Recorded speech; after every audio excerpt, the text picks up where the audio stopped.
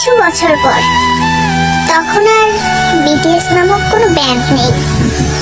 তখন বিটিএস এর 7 জন মেম্বার কারো স্বামী, কারো বাবা নামে পরিচিত। সামাজিক নিয়ম হোক বা পরিবার, সবকিছুর জন্য আমাদেরও যেতে হবে শ্বশুর ঘরে। হয়তো তখন সারাদিনে আপনাদের কথা ভাবার সময় হবে না, হয়তো তখন সারাদিনে আপনাদের ছবি দেখা হবে না। সারাদিন হাজারো ব্যস্ততার পরে যখন ক্লান্ত শরীর প্রশান্তি চাইবে, তখন বিছানায় শরীর এলিয়ে দিয়ে বালিশে মাথা দিয়ে আপনাদের কথাই আগে মনে আসবে। হয়তো চোখ থেকে গড়িয়ে পানি পড়বে, হয়তো স্বামী পাশ থেকে ডেকে জিজ্ঞেস করবে কাঁদছো কেন।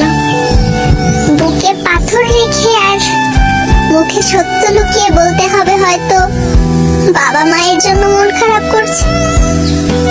আড়ালে হোক, আপনারা আমাদের মনে সারা জীবন থেকে যাবেন।